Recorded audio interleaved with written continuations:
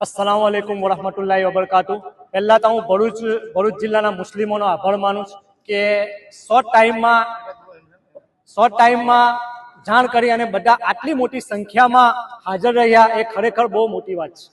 कारण के आ वक्फ बोर्ड अने यूसीसी एकलो एने बचाववानी जरूर नथी। आ लोकोए शरूआत करेली छे आ छीनववानी, त्यार पछी ए लोको संविधान पर हुमलो करी रहेला छे।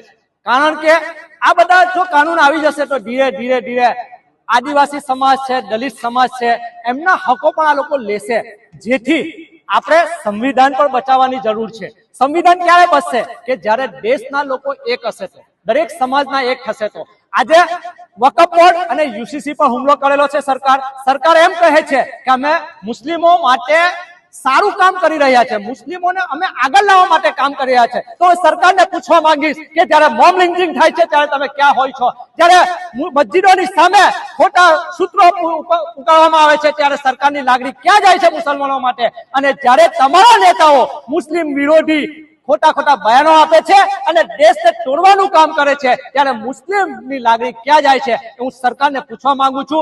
अने हूँ कहीश के जे रीते आज आटली पब्लिक उभी थई छे आ देशने गुलाम थता बचाववा माटे उभा थया छे, आ कायदानो विरोध करवा माटे आवेला ज छे, साथे साथे आ देश गुलामी तरफ जई रह्यो छे एने बचाववा माटे उभा थया छे।